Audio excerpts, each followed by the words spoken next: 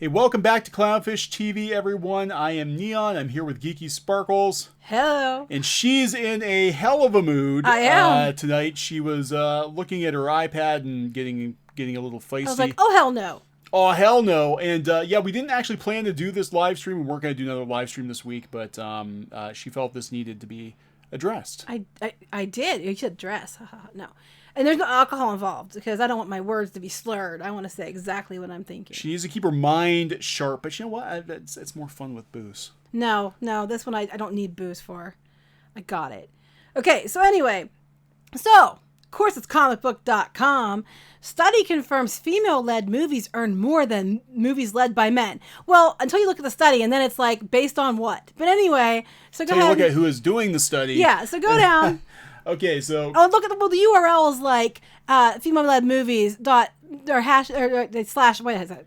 Dash more, dash successful, dash Star Wars, dash Ray, dash Captain Marvel. I mean, like, there's clearly no agenda here at all. But anyway, go down. Oh, God. Studies, by the way, to be honest. Okay, studies.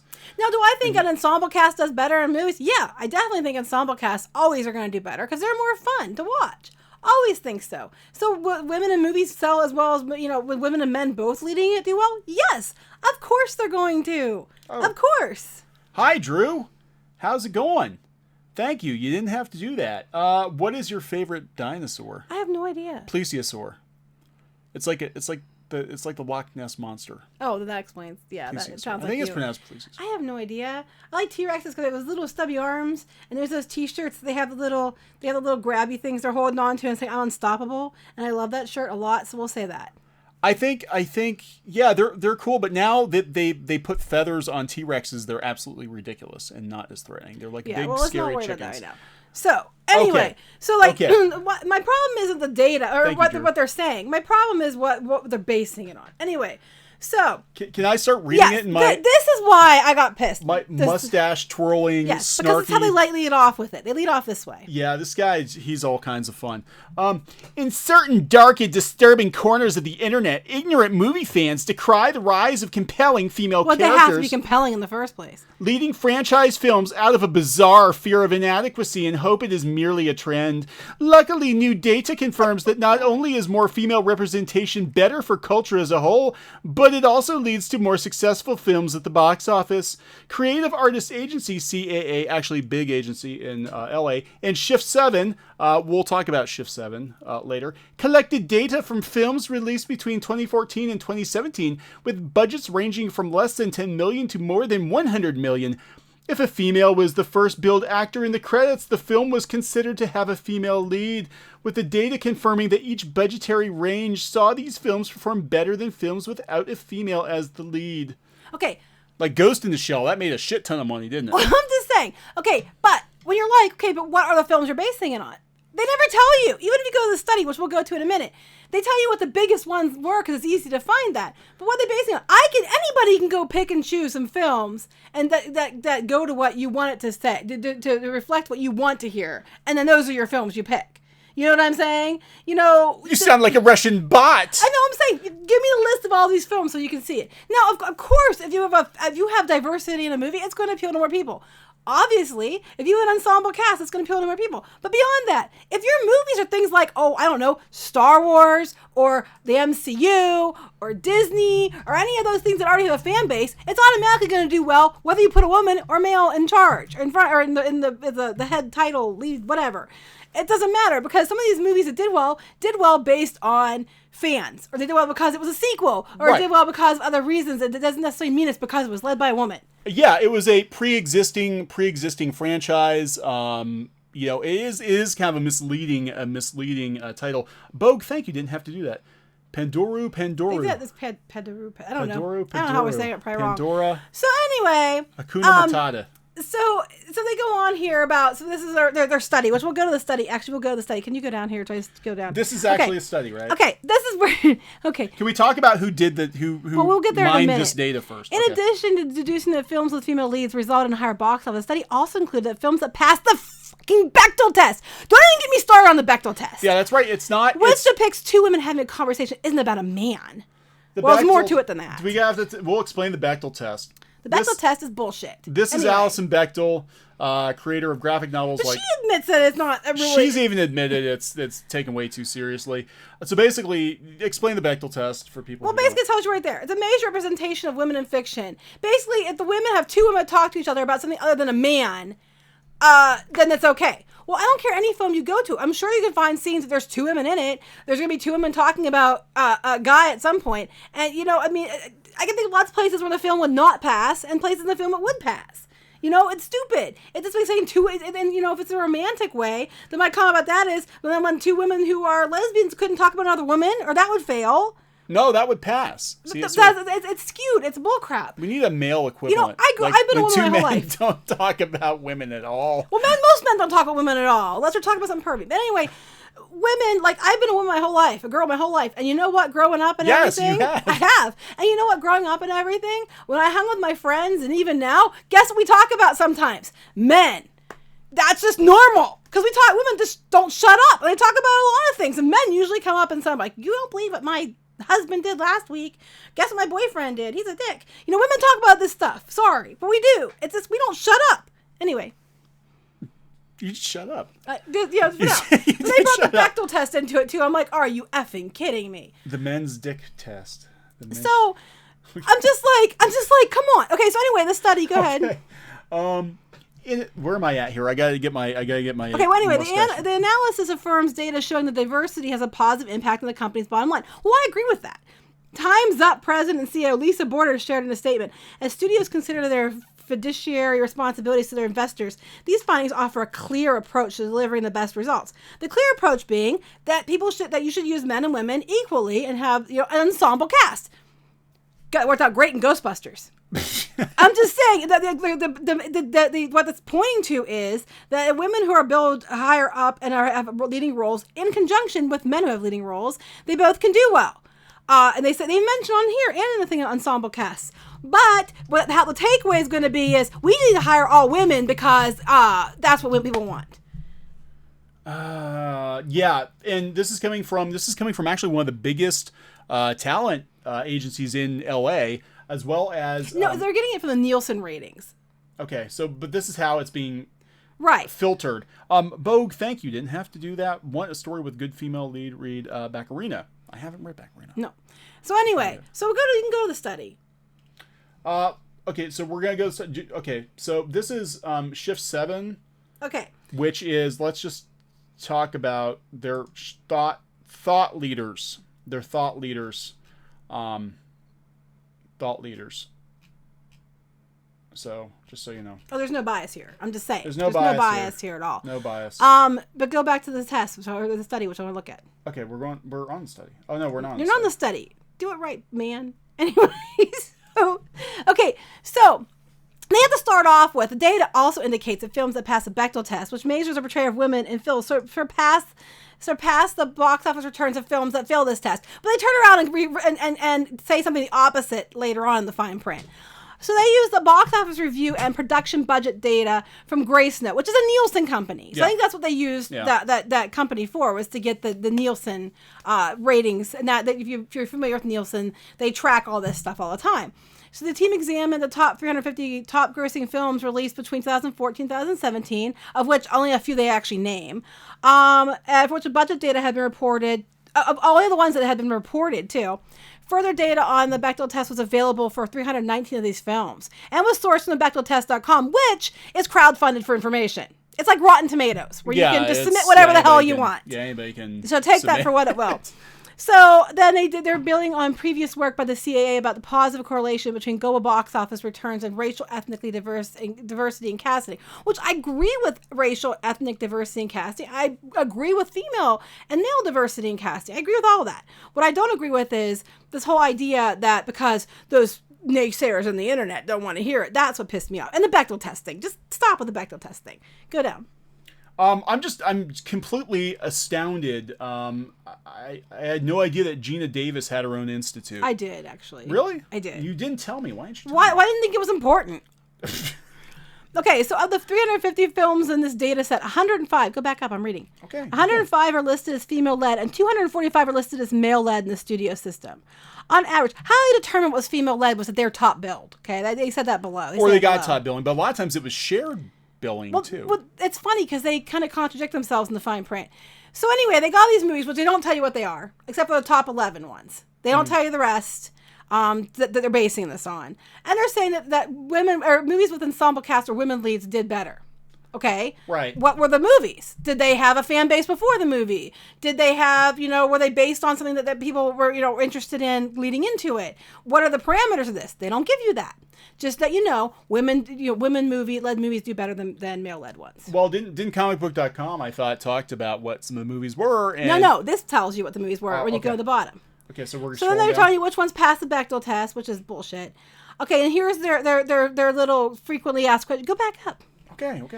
Where does drive the mouse. I am driving. Where does information on female leads come from? Okay, this explains to you their way.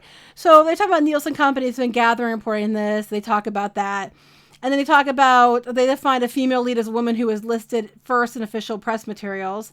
Where they have not received official press material, there is no opening credit sequence where the leads are listed, then they rely on trailers or one sheets to determine which cast order should be. Some things are casted by appearance, though, or listed by appearance, not by the lead. Yeah, sometimes the biggest actor in the movie, the biggest named actor in the movie is with at the very end. Yes, like Sean Connery. Oh my God. Many films feature co-leads or ensemble, which are the best films. However, for consistency and because this designation is generally reflected in the marketing of the film, this analysis uses the first actor listed by the studio system as a lead actor. Some films were billed with a male lead. The audiences may perceive. Okay. I told you. Yeah. This is... May perceive the film as being female-led. For example. Yeah. Studio system lists Harrison Ford as the lead in Star Wars: The Force Awakens, and Mark Hamill's the lead in Last Jedi, though audiences may think of Daisy Ridley as the lead in both. And I guarantee you that's what they considered when they did this, as her as the lead. People were going to see Star Wars for Han Solo.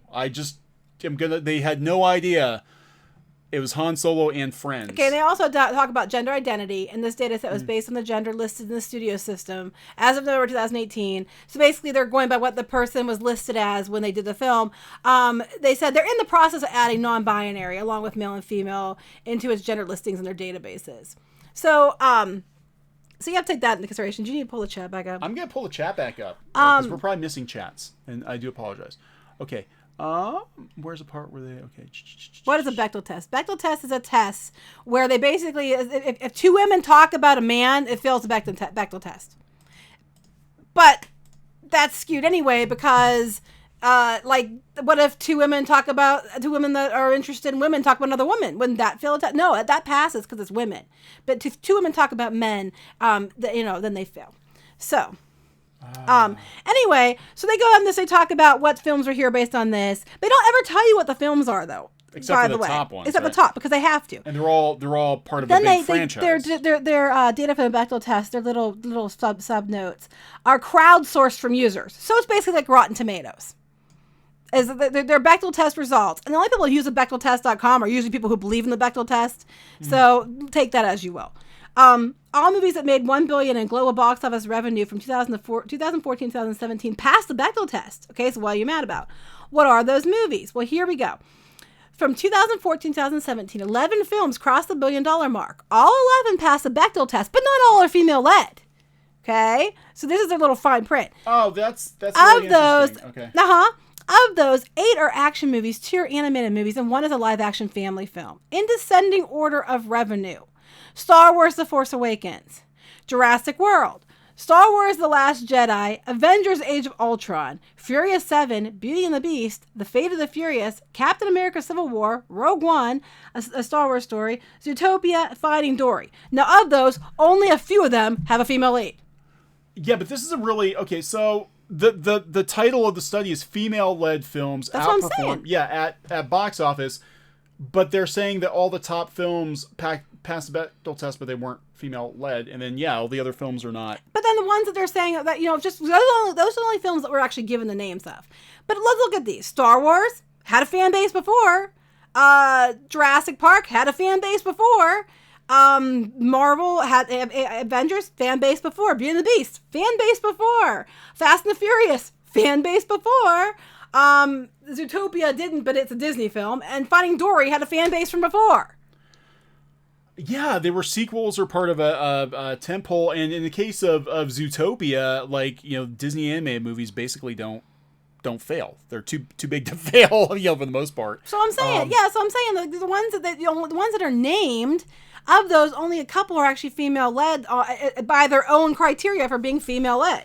So, okay, so the one that failed was The Hobbit and Unexpected Journey, which failed on many levels. Well, it probably failed because there wasn't a lot of women. women. There were no women in it. They had to make up an elf character just to pad it out a little bit. So just by not having a woman, you failed the Bechdel test because it's just ridiculous.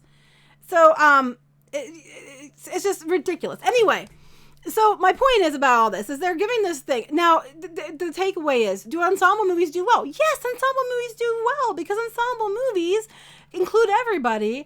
And like most of the movies I like the most were ensemble cast films, you know? And I think diversity in ensemble things are fantastic. But do I think because a woman gets top billing in a movie that's based on a franchise that's already popular, it means that female-led movies do better? No, that's not what this means. I also take offense to some of the stuff that this guy said. Written by a man, by the way. This article is written by a man. There's still many, and he admits this, there's still many variables to consider regarding the success of many of the films, such as a franchise's familiarity with audiences. Yeah. You're not doing it in the And right whether ways. or not a film featured ensemble cast, such as Star Wars or MCU films. Yeah. The data does refute the notion that films focusing on a female character might be considered a risky endeavor in any capacity, especially in big budget blockbusters. If the movie is good, it's not a gamble. When you take a movie and you make it solely about the female being the lead because they're breaking glass ceilings or some reason that you have to belittle men to elevate the female, and it's not about a good story, it's about the fact that it's a female lead, it's probably not going to do well because people are tired of it being ran down their throat. Just make good movies with women in it, and it's fine. Yeah. Okay. So here I got to do my voice again. One complaint voiced by a sexist subset of fans is that franchises which were once dominated by male characters are now forcing a quote-unquote feminist agenda, seemingly forgetting that the movement merely seeks to imbue women with equal rights to men. More females...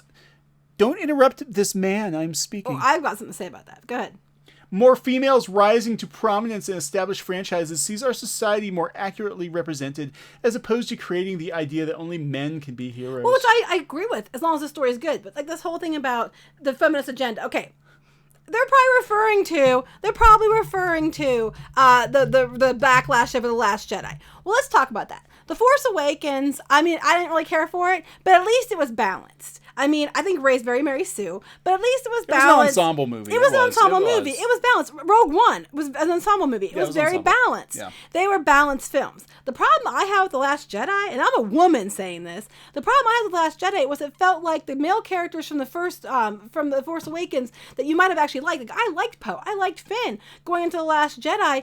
Basically, they were just there to be dicks for no reason. Finn suddenly is a puss, and Poe suddenly is a male chauvinist asshole, just so that women could come in and have a reason to learn them. I mean, that's what Rey had to learn. Kylo read, and apparently, Luke dies because of that. And Finn, was doing great. Now he's a coward, but Rose sets him straight. And then Poe, we got Leia, and we got Holdo, who are going to show him that his chauvinistic male bullshit ways is wrong, and they should be selfless and powerful and smart like these women. That's why I didn't like The Last Jedi, because it wasn't about fairness and balance and ensemble. It was about male characters being suddenly dicks for no reason to elevate the female characters. That's what it was. And I'm a woman saying this. But men are always dicks. Not always. I'm being good right now. But I'm just saying, it's like, and then the Captain Marvel thing. I mean, I'm hoping it's not bad, but they keep setting us up like they're like a her, and then the hero. They're already setting it up that it's about. Just give me a good female-led movie that's not about the female trying to prove she's better than a man. Just give me a movie like Wonder Woman. Wonder Woman, Ghost in the Shell. Yeah.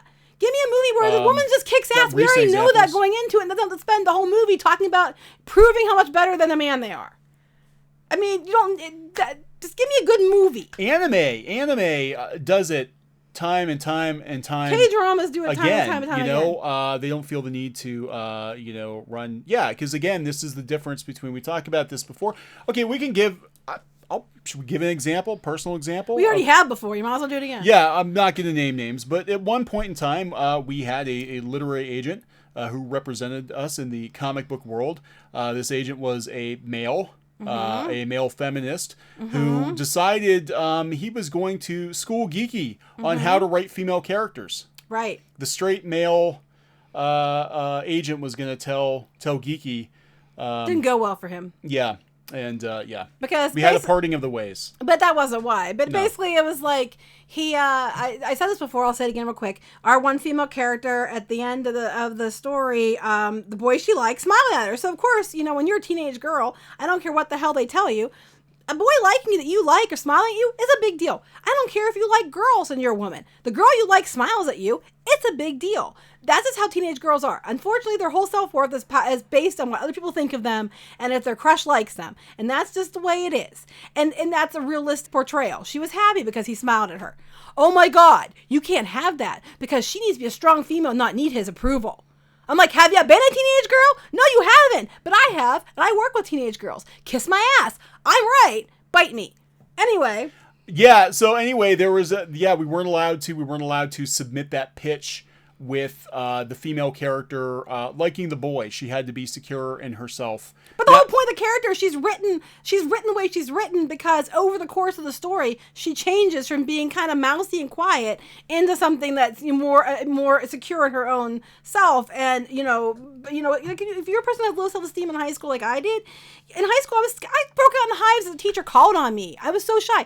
I'm still shy now, but I at least can recognize my worth on things where I couldn't recognize it then. She's written this way on purpose because a lot of girls deal with that. Yeah, I know they do. I was a girl. I know a lot of girls. I work with a lot of teenage girls. This is how it is for most girls. But the guy telling me what the flippin' do. And the weird thing is, you look at a lot of speaking of like graphic novels and book publishing, all that. We've gone off on a tangent, but you look at some of the top selling books from Scholastic. You look at Raina Telgemeier's books, and her early books, most of them, it was about the girl having a crush on a guy. Smile, she has a crush on a guy. Drama, she has a crush on a guy. It turns out that he's gay, but she had a crush on him. But yeah, for some reason, we were not allowed to pitch a book that had a female lead, and the female, was interested in the boy. Well, no, it wasn't. She was interested in the boy. It was that her self-worth was propped up because he smiled at her. I'm like, kiss my ass. Maybe he admired her confidence that she had built. I don't know, but I'm just like, what the heck? So, go ahead. Code Tech, thank you. Didn't have to do that. Speak the truth, guys. I'm trying. Yeah. So yeah. But it's just like, oh God, I don't even want to start. But this whole article, the reason I brought it up was because here we go again with an article that doesn't even give you all the information what they're basing it on. Okay, so what is every movie you've listed in what category so we can, go and look it up ourselves. You're not given that. It's kind of like that What Does Nuts who did the story on Ryan Johnson. Scrub data. Yeah. Scrub data. It's scrub data. We did this in so I used to work for ad agencies. I talked about that before we did marketing. And it was you were always very selective in the data you presented, either to clients or to the board or whatever. You scrub the data to make it look good.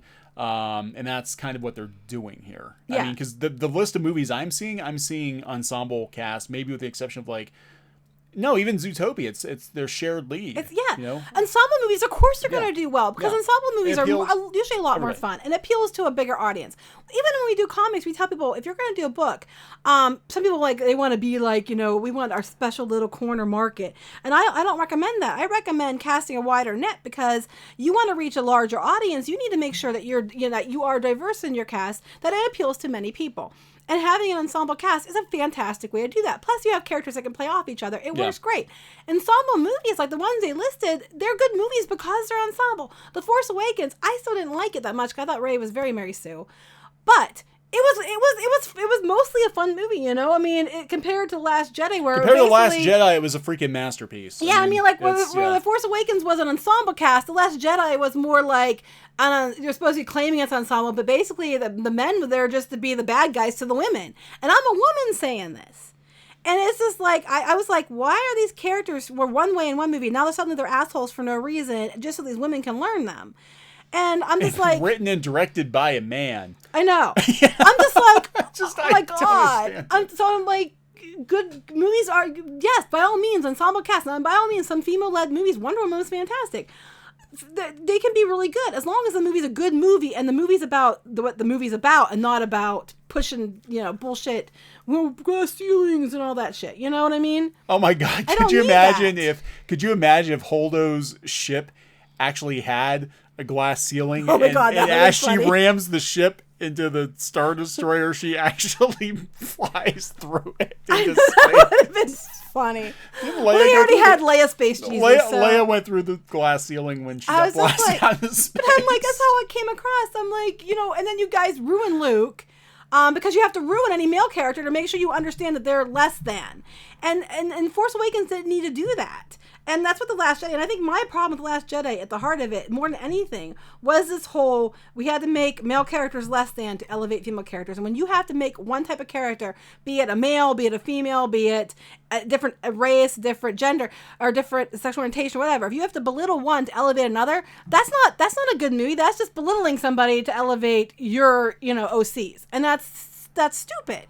It's also it's almost like handicapping characters. We got Diana Moonglampers. Have you ever read Harrison Bergeron? Where they my blood pressure's up. I'm just like, my face is red. Sorry, go ahead. I don't know. I'm anyway, like, it's a good book. Oh my God, I'm so mad. But it's just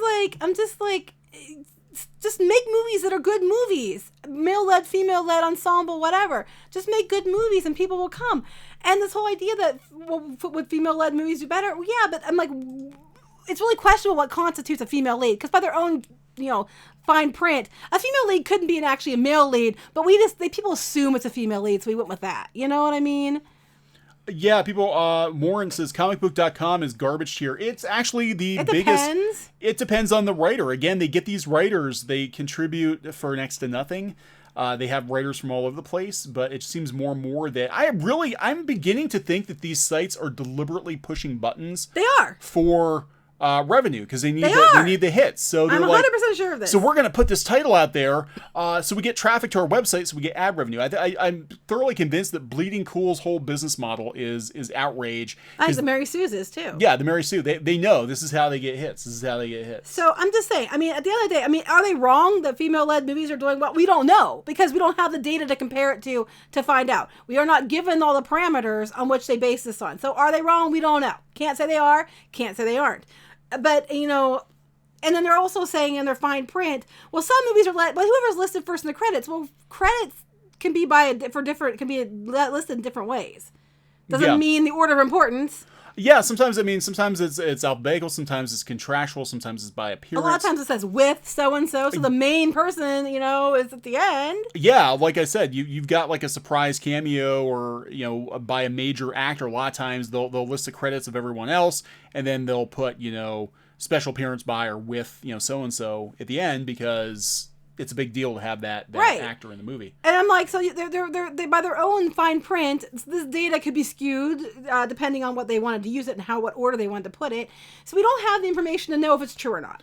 Okay, trying to answer a couple of questions here real quick. Yes, I did hear about this. Did you hear, they're calling PewDiePie a Nazi again? Yeah, because I guess they're saying, I don't know the details, but they said that he was giving a shout out to a channel, it must be this YouTuber they're talking about, and that everybody says that this YouTuber is anti-Semitic, and I don't really know the YouTuber, so I can't say, but I did see they were going on about it. Well, he's an easy target because he's for now, he's the top right. YouTuber channel, so...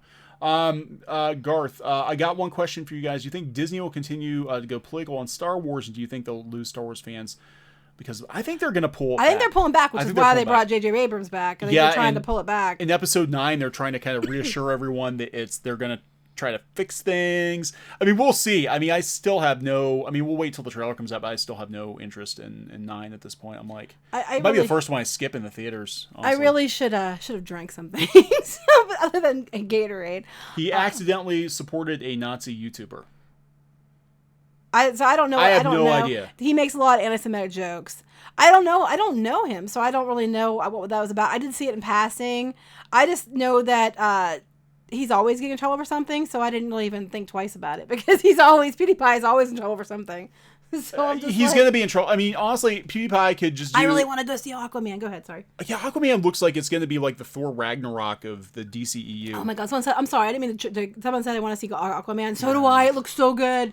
I don't know. There's a woman in the Easy lead. Peasy. Yeah, I know Easy Peasy did the animation videos. I've never watched any of his other videos. I have no idea where he is. I mean, it's like people talk about, you know, I don't know them. like so. Sargon, stuff like that. Like, I don't watch them. Sorry, I don't. We don't watch have these channels. time. And honestly, yeah, So we don't. I don't really know what happened. I'm just telling you what I saw. People are saying about it. I don't really understand I what have no happened idea. because I wasn't following Well, it. he's an easy target. I mean, he's an easy target. And, I know, yo, but they would love. if he did promote somebody who's a crappy person, then that wasn't smart. Yeah, I mean, he's pushing it. I mean, PewDiePie's got like infinite money at this I think point. he Like, wants to see what he can get away with. Yeah, but he could quit I tomorrow. honestly don't know. He could quit tomorrow and he's set for life. Like, he doesn't have to worry about, you know. Yeah, but- so I don't really know about that other than I saw it. People were talking about it, but I honestly didn't look into it too much because I was like, man, I'm busy today.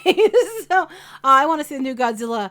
I really want to see the new Godzilla too. I'm very excited about that. Yeah. I should go take. You know what I should do? I should go take a little video of Squid King's kaiju collection. Oh my God, yeah, he's got He's got a lot. tons. So anyway, but back to this. So what my whole point of wait, what?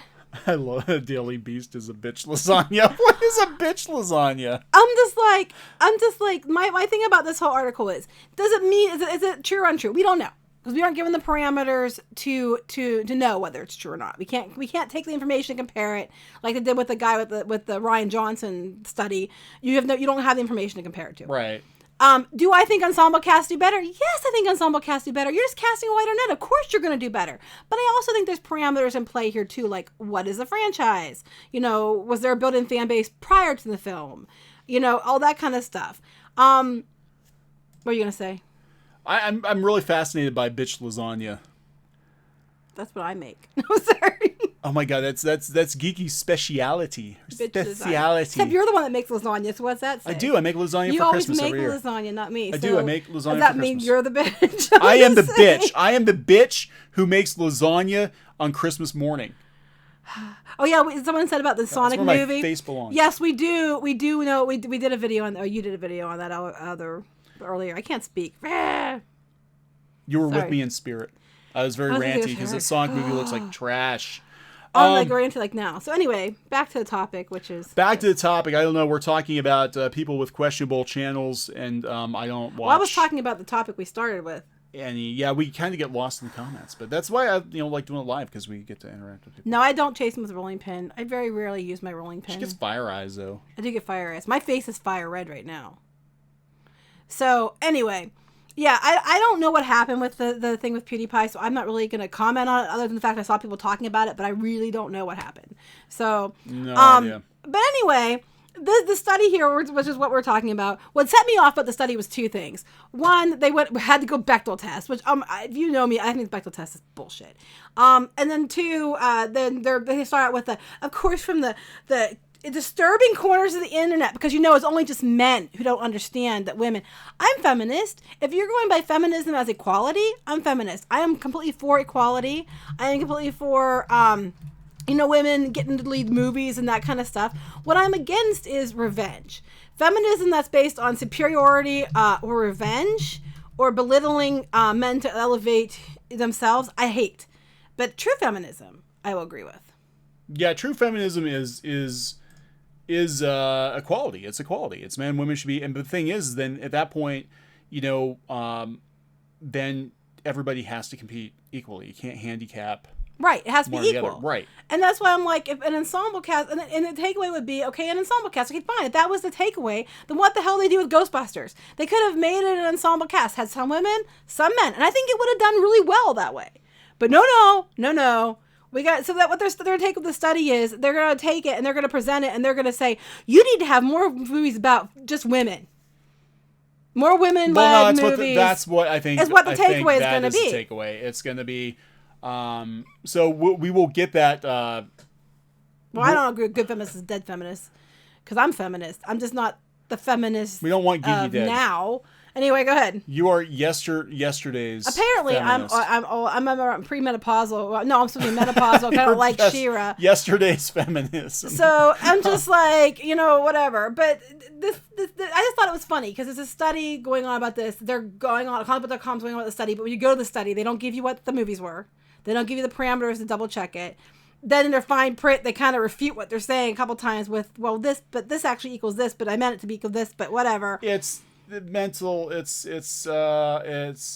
acrobatics. Do I think ensemble movies do better? Yes. Only simply because I recommend this again. If you're making stories and you want to sell books or do comics, I am recommending to you completely. Do not try to niche yourself into a little corner. I'm going to do it for a niche audience. No, don't do that. Cast a wide net. Make sure you have an ensemble cast. Make sure you think of your movies that you like the most and shows that you like the most to have ensemble cast, and what do you like about them. Take that out of it. And then, don't copy it, of course, but take those dynamics and then try to, make your own characters that way, because you're going to cast a wider net. I think movies have men and women in it together are fantastic. And I 100% agree with that.